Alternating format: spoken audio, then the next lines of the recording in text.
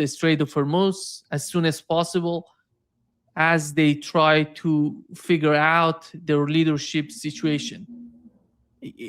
I talked with Professor Marandi today earlier. I talked with him. I said, who's communicating with Donald Trump? He said that maybe Jared Kushner from the next room, he's calling Donald Trump and he's talking with him. It seems that as though Iranians are talking to Donald Trump. And this is just getting somehow tragic, if not ridiculous. Every time he puts out something, he's the president of the United States, by the way. Mm-hmm. And he should consider this sort of responsibility for himself. But he doesn't care about that. And he's putting everything out. And it turns to be everything he puts out basically is a lie. What is that? Well, the only way he can handle, Laura Loomer can handle, Jared Kushner can handle, J.D. Vance can handle to a certain extent, Marco Rubio, any of this group can handle the propaganda that they put out, because it's almost always propaganda, is if they control it. And Donald Trump is at the peak of that clownish approach to diplomacy. Americans need to understand, I doubt that they do, that the number one diplomat in the United States of America, as Colin Powell used to say, indeed, as John Kerry used to say, as George Marshall used to say, the number one diplomat is the President of the United States. He commissions all the others. He writes a letter commissioning them to be a diplomat for America and gives them the conditions of their service and so forth. And some presidents actually take a close look at that letter and amend it accordingly to their wishes and so forth. But basically what that letter does is charge them in the name of the president to be representatives for the United States. They can even avoid the Secretary of State and go straight to the president if they want to. Now, most smart diplomats, ambassadors and others, are not going to go that route. They're going to go through the Secretary of State to the president, or they're going to go to the president at the same time they're informing the Secretary of State what they're going to say. I mean, that's the way they do it, because that's just a gentleman's way of doing business. But that's how powerful that letter is. It charges them and tells them, come to my office if you need to.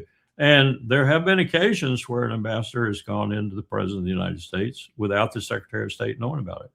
And that, you take your chances there. If you're a political appointee, no big deal, because the president appointed you. The Secretary of State didn't. And so you can get away with that stuff. You're a billionaire. You gave him $400 million to the president for the campaign or whatever. Then we had an ambassador in Italy who actually sent a cable in. I was the first one to see it. He bought a new embassy, Nima. He didn't like the embassy in Rome, so he bought a new embassy. I think it was $400 million he paid for it. And he informed us. He was a very wealthy donor. He was a political appointee, of course, by the president, and he bought us a new embassy. Oh, fine. He just saved us $400 million. I don't know if ultimately he did, but so these people act in the name of the president. Well, we don't have any of that going on now. There's no one who even understands that. I doubt Marco Rubio could tell you what I just told you. I doubt very seriously that he could tell you what I just told you. So Trump makes policy by tweets. Trump makes policy by midnight dreams. He makes policy through Laura Loomer. He makes policy through Kushner and Witkoff, and no one coordinates it. No one coordinates it except, like the spokesperson, it's coordinated in this way. Whatever you say must make me look really good. Press your bosoms out, show that Christian cross, and make me look good. I don't care how many lies you have to tell, make me look good. And that's the way they do it. And so who knows who Trump is talking with? Who knows who's talking to Trump, really? But I would suspect that a lot of this is on a script in Trump's head, or on a script in Steve Miller's head, or on a script in somebody's head. And they're ticking it off as they go along, trying to set the Iranians, the Russians, and everybody else up with the comments that supposedly emanate with the president. But I'd also bet you that 90% of them don't emanate from the president. They come from some people who are charged around him with keeping everything confused, keeping it looking as if things are going according to Trump's wishes when they aren't, and keeping it looking like we're actually conducting diplomacy, which we are not. Yeah. That's how they work. I know it's unbelievable. It's flat unbelievable. I don't think there's ever been an administration like this. I don't mean just in America, in the freaking world.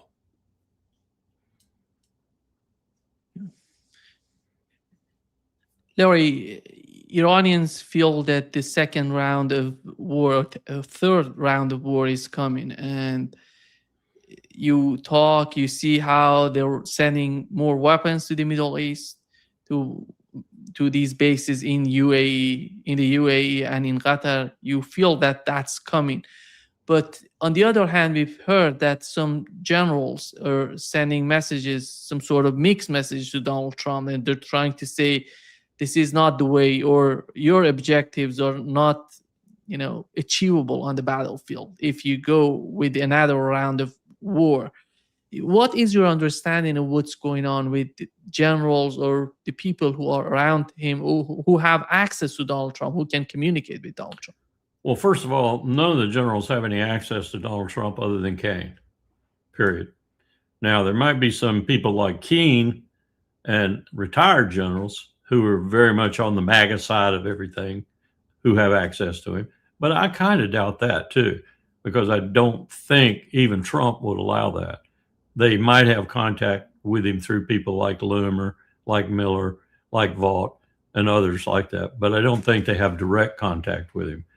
Keene is the only one, Kane is the only one who really has legitimate contact with him.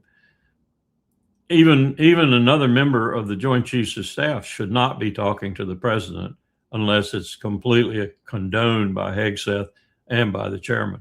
So that's the rules. And I don't think Trump is violating those rules in any significant way. Now, there might be other members of the administration who are, going around Hegseth and talking to a military member. What he's hearing from, this is what I'm hearing, what he's hearing from a part of the military, that part which I would call smart, wise, and circumspect, is that he should shut this down as soon as possible. That we have made a grievous mistake. They don't put it that way, I don't think. No one's going to tell Trump he made a grievous mistake. But shut it down as soon as possible. The smarter of them are saying we've accomplished our objectives. We've got this straight where we want this straight. We'll work something out, international law, whatever. We'll work something out for an agreement. We'll get the strait open again. We'll satisfy whatever Iran wants with respect to the strait as the strait, as an international waterway for passage of ships. But here's what I think is going on that is affecting Trump. There are people who are saying, and they're not saying it this way, I'm going to say it bluntly. Listen, what you want is a nuclear agreement. You want a nuclear agreement that is better than the JCPOA.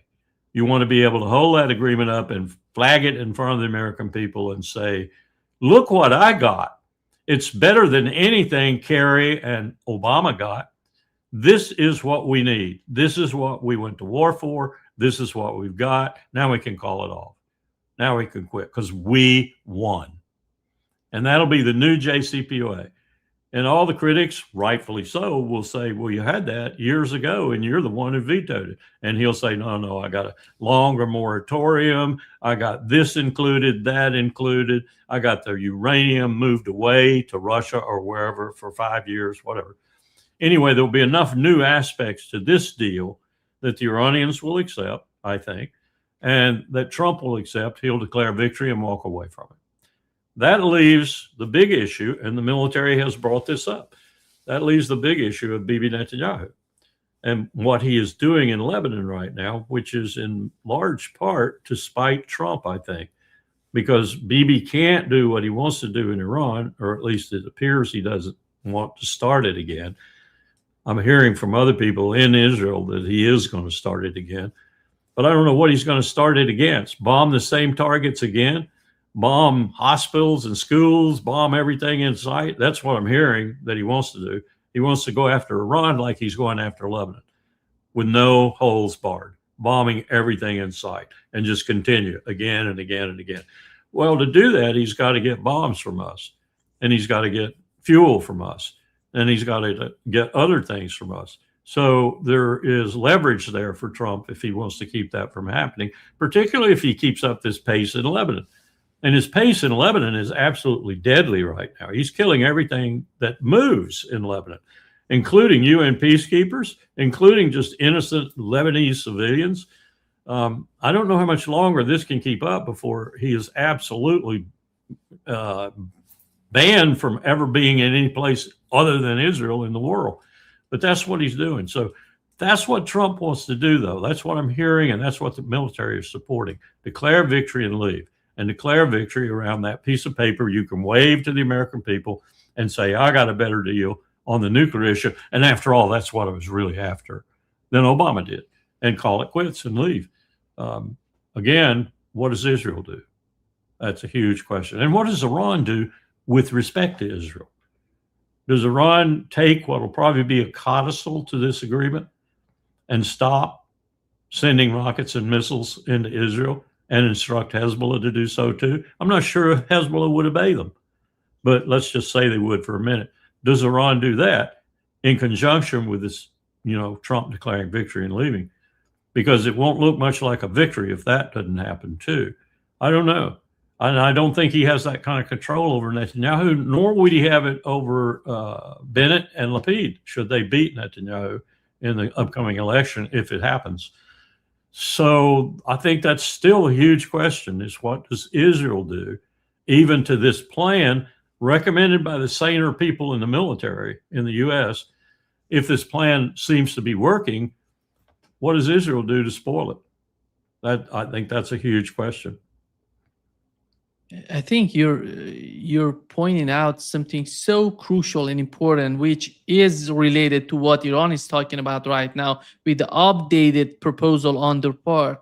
They're trying to, this proposal is in 3 steps. The first step is going to be to put an end to the war on all fronts, basically talking about Iran and Lebanon. Yeah. Without achieving the first step, they're not going to go the second step, which be the Strait of Hormuz. That was one of the 10 points too, really, if you read it closely. Yeah, it was the point number 1 in that 10-point plan. Yeah, but how? Because it's impossible right now the way that Israel is behaving in southern part of Lebanon. They basically are occupying the southern part of Lebanon. They're saying, we're not going to live here. Yeah. And unless Trump is willing to put his foot down, I think we're stuck with that. And that seems to me to be a showstopper in terms of a final settlement, or, Trump declaring victory and getting out.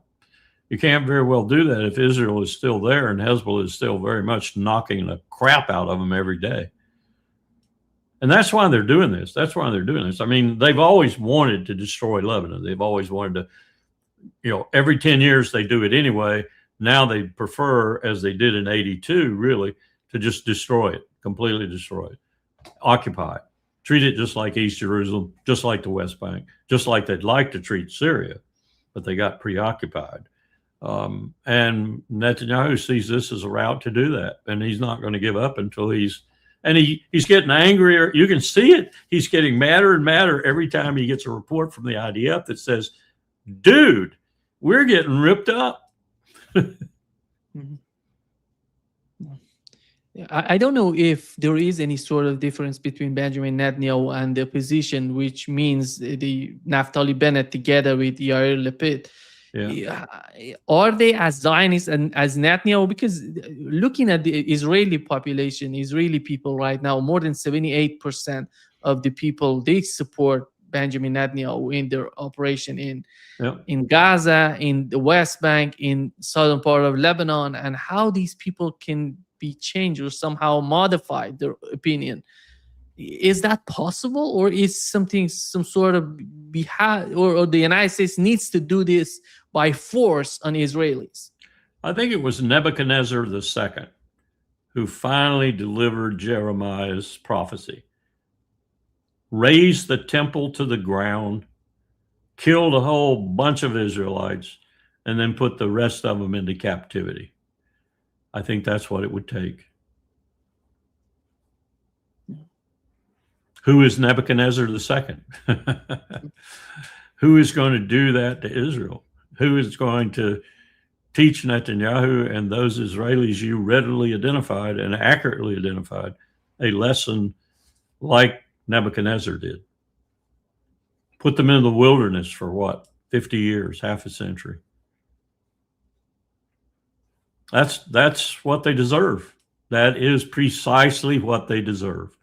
And I would have been reluctant to say that months ago, especially right after October the 7th, because I didn't understand what you just told me.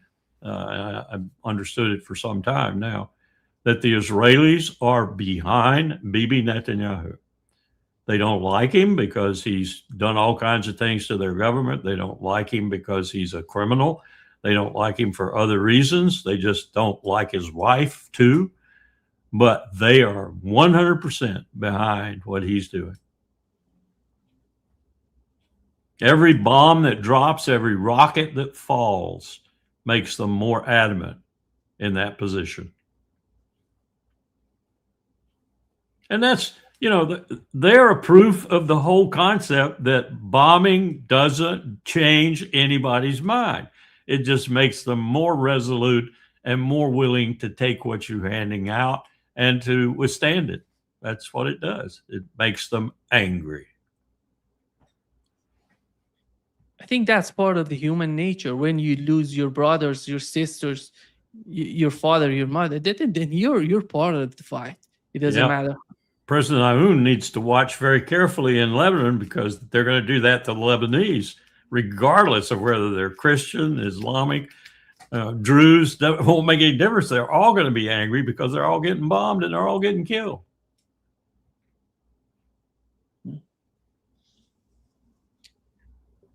Larry, putting aside the first step, which would be, as we've mentioned, the putting an end permanently on the war between Iran and the United States, and between Lebanon and Israel.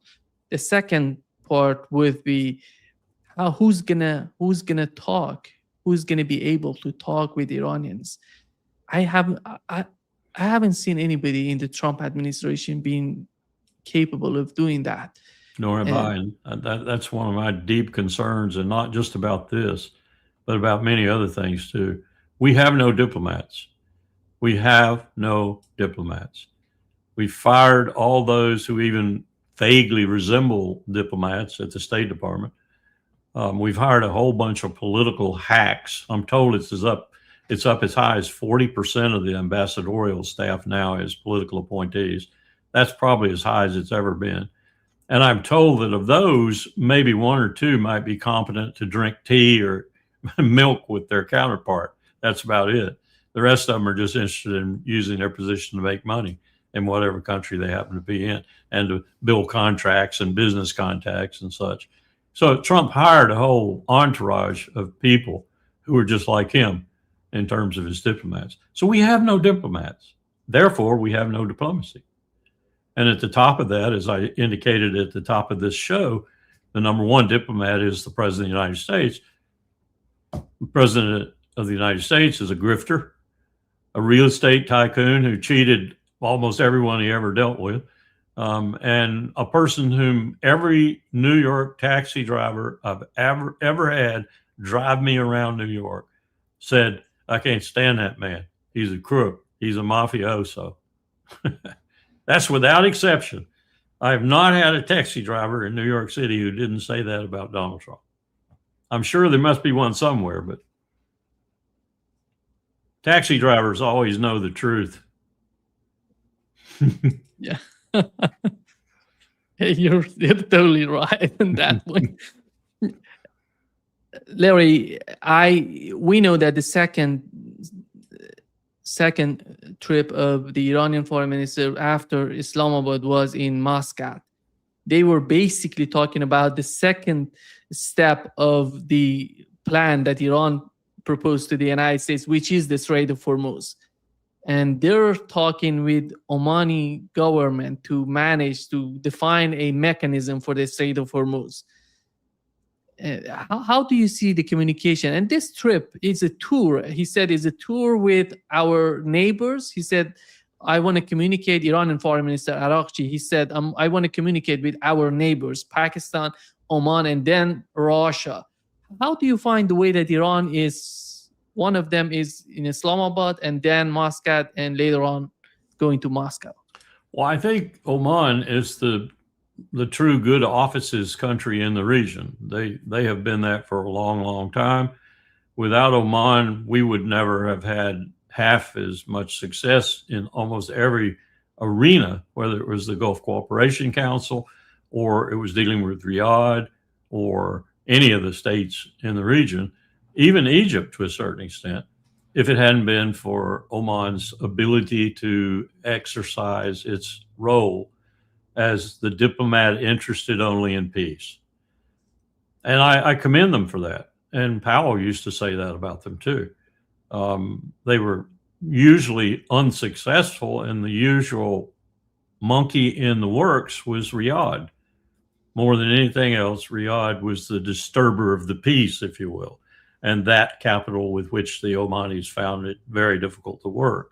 Sometimes it was the Emirates, sometimes other places, but most often it was Riyadh. And you must remember, too, that the Omani foreign minister, I believe it was the foreign minister, not the deputy, it was the foreign minister who, he actually said the problem in the region is not Iran.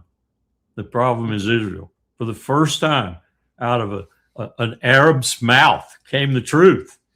The problem is Israel. I wish more people had been listening, particularly in his own vicinity, but also globally. The problem is Israel.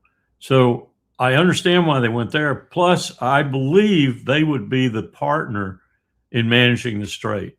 It just makes sense from a geographical point of view. It also makes sense. Well, the other countries that have a dog in the fight, a portion of the Persian Gulf on the western side, they would have a dog in the fight too. But I think Oman is the principal country here, because if you look at that strait right at its most critical point, that's Oman, and this is Iran.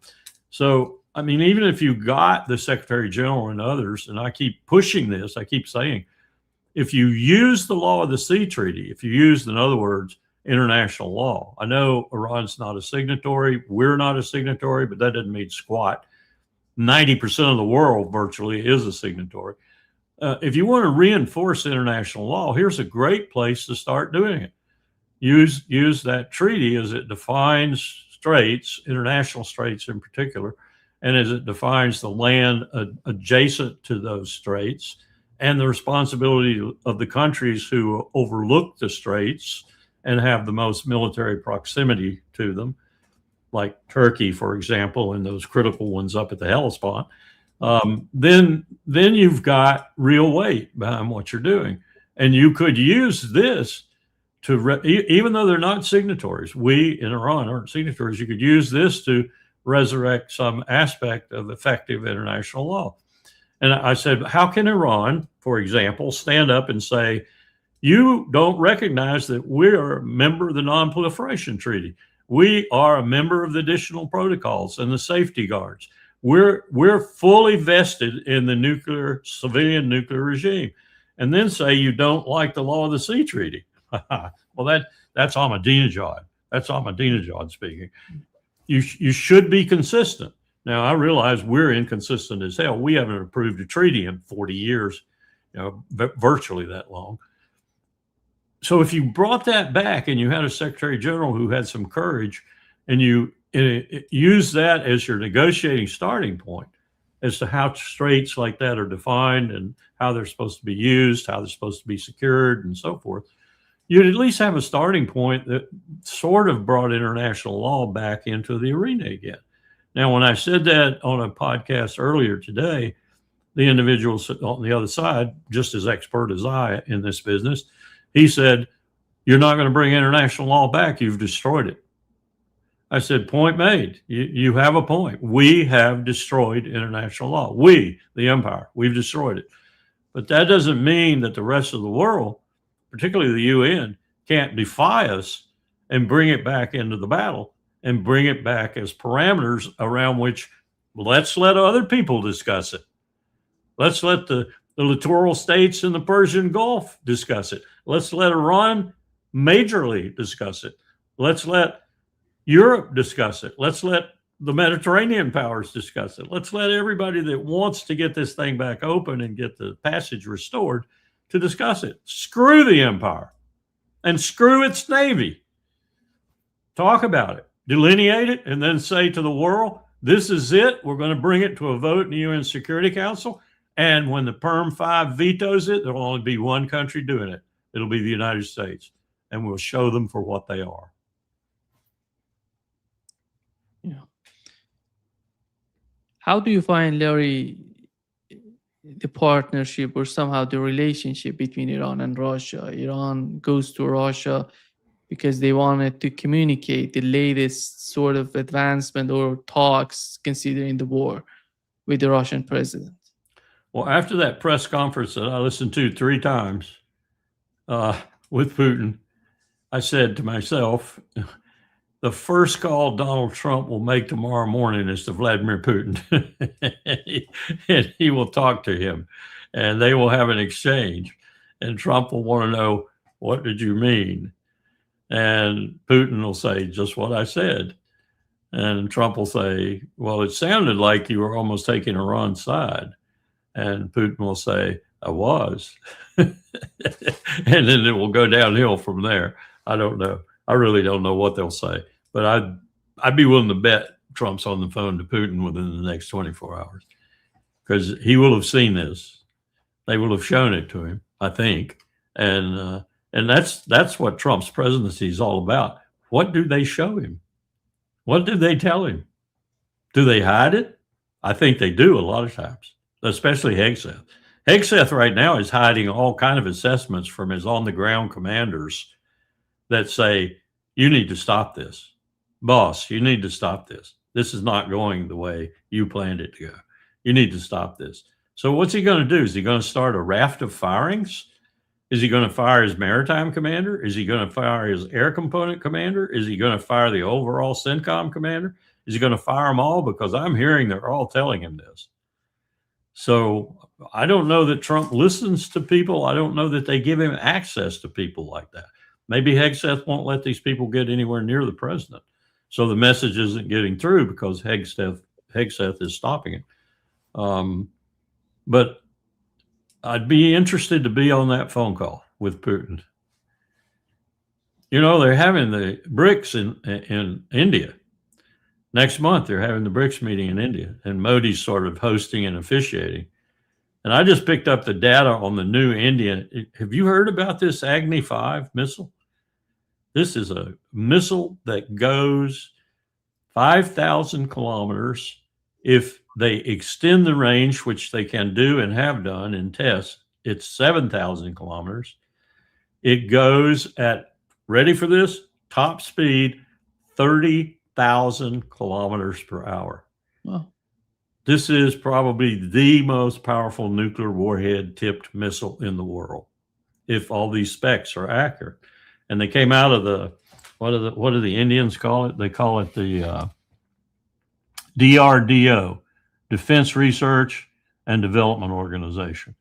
3-stage road mobile, 5,400 kilometer range with 7,000 miles extended range, 30,000 kilometers per hour. We're changing the whole nuclear world. We're changing everything, and we're doing nothing. We're doing nothing except chasing our tail out in Utah and New Mexico and other places where we have labs. And the world's treatyless now. No treaties whatsoever.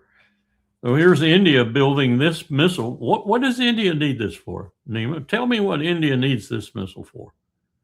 China's next door. Russia's big, but it's not 7,000 kilometers away. Moscow is certainly not 7,000 kilometers away. So what is India planning on hitting with this 7,000 kilometer range, 30,000 kilometer per hour nuclear warhead tipped missile? Only one target makes any sense to me. It ain't going after the DPRK. And we're letting all this go on with no input whatsoever. I bet you we don't even have anybody going to the BRICS meeting in India. I hope I'm wrong. I hope some low-level ambassadorial potential candidate, someone with a brain, is going and is going to take good notes. Because you just might be taking notes on the demise of the American empire in spades. This is the mere outcome of what Donald Trump has done so far. He's just I'm telling you, he's somebody's agent. He's providing agency for somebody, maybe some power out there on Mars or something, you know. Maybe some other civilization has dropped in and put a dime in Trump's box and said, I'll pay you real estate fees for 1,000 years and guarantee you life for that whole period if you'll be my agent. I don't know any other way to interpret it. It's very strange. It's very strange. How would you like to be the president who presided over the demise of the American empire in an accelerated fashion in the 21st century? Yeah, sign me up.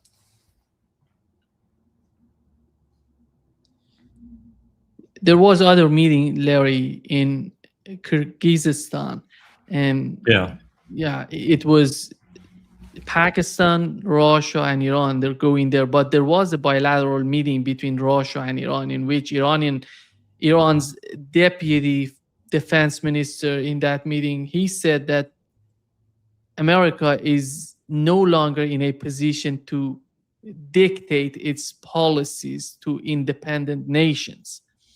And the other point that he brought up is that today, Iran, while preparing for a powerful defense and meeting the needs of its armed forces, is ready to share its defense military capabilities with independent countries, especially the member states of Shanghai Cooperation Organization. This is, Larry, it's not just about the war in Ukraine. I think the policies of two administrations in the United States, the Biden administration and right now the Trump administration, they have forced Russia to improve their military industrial complex. Yes. And they're in the same process of doing that to Iran, because they see that there is no point of negotiating on having any sort of talk with the United States. You have to build up your military to communicate with the United States. This is the outcome. This is the way that they see what's going on the battlefield. I think you're right. And as far as the stands go, Tajikistan, Kazakhstan, and Uzbekistan, all those countries that are awash now with the power that China's magnet has pulled towards the east, are going to be right there with them. Not because they were once SSRs of the Soviet Union, but because they see the reality of power shifting. And that reflects, you take out your map and look at the Caspian Sea and see how the Caspian Sea is essentially a lake, a huge lake, across which Russia can resupply Iran till hell freezes over, with no interference, because all the countries that are littoral to the Caspian Sea are on their side in this, or at least are neutral and not going to interdict the shipping. So you can send everything you wanted to send. It's a reverse of what we did for the Soviet Union in World War II, along the Persian Gulf, through Iran, and on up into Stalingrad. Would never have survived if it hadn't been for that supply chain. Now it's reversed. It's reversed in terms of direction, and it's reversed in terms of interested parties. The interested parties are those affiliated with the SCO, with Russia, with BRICS, and are very much, as you just pointed out, on Iran's side in this conflict for not sentimental reasons, but for very understandable power reasons. They're on Iran's side. And the main power reason is the demented power on the other side of the Atlantic that they see now cannot be dealt with. And you're right. They've seen it now for about 12 years. They've seen it with Trump, Biden, and Trump. Yeah. And if they look back far, all the way to George W. Bush and Bill Clinton, they'll see it there too. It just wasn't quite as visible. And now it's really gone amok, and they're not happy with that. So you only have one thing that happens when such occurs in the world, and that is the rest of the world gangs up on the bully and takes care of them.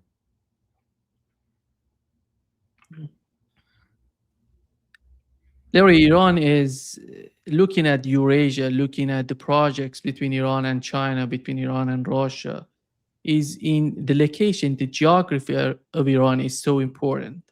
And right now with the Strait of Hormuz, before this war started, nobody was talking about the importance of the Strait of Hormuz in terms of the oil and gas, in terms of fertilizers, helium, and it's a lot. Just considering what is happening in the Strait of Hormuz is unbelievable. We have never thought that. If you looked at, as we did in that exercise I talked with you earlier about 2009 in Beijing, if you looked at all, as we did, the key straits in the world, and we also looked at key internal seas like the Caspian, because internal seas like that are so large, Sea of Okhotsk, for example, on the western coast, eastern coast of Russia, we really looked at that one, because that had real implications for war in the Pacific against the Soviets when we were planning that way. This is not the only one, in other words. There are places around the world. I wrote a paper on this at the Naval War College, and I pointed out in that paper, oddly enough, how a small detachment of Marines strategically inserted into these areas at critical moments with the right missile technology at their behest, whether it was carried on their person or with them in terms of combat, or it was orchestrated from space with satellites and so forth, could control the world, just by being on these 7 straits. Well, what we're finding out right now is that that's true about the Strait of Hormuz, but I would submit to you it'd be the Bab el-Mandeb, it'd be the Strait of Malacca, it would be almost any of these critical straits were it to be contested the way this one is now, and were some power to try to gain full control over it, you'd have the same thing. And we're looking at that in the future if we don't settle this one properly. That's the reason I think it's very important to bring back international law into this, because you're going to have this happen again with other straits. In that simulation, we started out with the Straits of Malacca, and that's more traffic than you can shake a stick at in the Straits of Malacca. If you block that, you're really doing a damn. You can go around it, of course. You can get, as some shippers did, but it's very costly to go around. Larry, 1979, there was a revolution in Iran. And the people who did that, they were tired of manipulation, the foreign manipulation in Iran. And they said, no, one of the first, mottos and one of the first sort of talking points in those days is the independence of Iran. They don't want to be independent on the East and on the West. They said that in the initial years of the revolution. Then the war between Iran and Iraq started, and they saw how the West and the East all came to support Saddam Hussein against Iran. That sentiment grew, and it got worse. And when we had the new leadership in Russia, I would say that has changed the nature of the relationship since the leadership of the Russian President Vladimir Putin started in 2000 in Russia. He started little by little changing the sort of relationship, the nature of the relationship between Iran and Russia. Today, there's somehow, it's unbelievable. Just I'm looking at what is happening between Iran and Russia. I have never thought that they're going to be that close. And today, no one in history did. I mean, anyone who knows the history of Iran and Russia for the last 500 years, let alone further than that, knows that the history was not good. Russia under Stalin, for example, was not good at all. Now, if you go back to the Persian Empire and other empires that were adjacent to it, it was a different ballgame. But it's been a long time of antagonism. You're right. And fear on Iran's part that Russia wanted to come south. Then Russia was not the Soviet Union anymore. Russia has changed a lot. Yep. Russia redefined itself, reconstructed itself. And we're still treating it like it's the Soviet Union. Yeah. But really, that's part of the problem. We're still treating it that way. And this is I want to get to the point that you've just mentioned. You see how the states are changing in Iran, in Russia, in China. They're getting closer. They're getting better. And the sort of relationship is evolving into some sort of partnership. And the United States still have the same sort of old mindset of understanding what's going on between these countries. And nobody seems to care about having real experts on Iran, Russia, and China who understand the reality of these countries. Well, it's never been a forte. It's never been a strength of America. It really hasn't. You might say under Washington, possibly Jefferson, maybe Monroe, maybe Madison, there was a better appreciation because we had the opposite situation. We were a pipsqueak, as Washington said, that had all kinds of potential, but nonetheless a pipsqueak, and they were empires: French Empire, Spanish Empire, British Empire, Russian Empire. People forget we had the Russian Empire out west and giving us some trouble every now and then. So at that time, you had to be skilled. You had to be skilled in diplomacy, and you had to be skilled in the art of the deal, if you will, the real deal, where you compromised with Spain in order to appease France, in order to appease Britain. You had a little war here with Britain in 1812, and so forth. But you survived, and you survived on the backs of your diplomats as much as you did anything else. We don't care anymore. We don't do that anymore. We just do not do diplomacy. You either go our way or you get bombed or you get sanctioned or both. And that is anathema to 60 to 70% of the world, which is now equal to us in combination, and maybe in the presence of China, equal to us, period, as one nation equal to us. So it's changing, and we're not paying any attention to it. And now's the time to go back to diplomacy again. You need diplomacy much more when you're outnumbered and outgunned than you do when you have the imperial bloc. And we don't know how to do it. We just don't know how to do it. Larry, if I were to mention, the main reason of because every time we're talking about the decline of the US empire, but if I were to mention one reason for that, I would say this policy of zero-sum game, that each and every aspect, in the politics, when it comes to the economy of the United States, the way that they want to put pressure, tariff, sanctions, everything is about zero-sum game. There is no alternative in the American leadership right now. That's the exact polar opposite of diplomacy. Yeah. You can't do diplomacy if you're always right.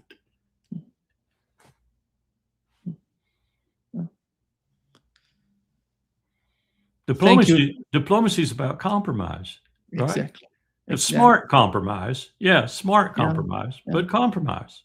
You win, but you let your counterpart win as well. Iran gets to whatever it wants to do with the Strait of Hormuz that's reasonable, and the world ships get to go through there.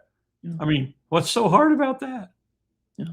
What's hard about it is Washington, and to a certain extent, Tel Aviv, Jerusalem. Yeah. Thank you so much, Larry, for being with us today. Great pleasure, as always. My pleasure. Talk to you on Friday. Yes, we'll have a twosome. Yeah. Take care. Take care, Larry. Bye-bye. Bye-bye.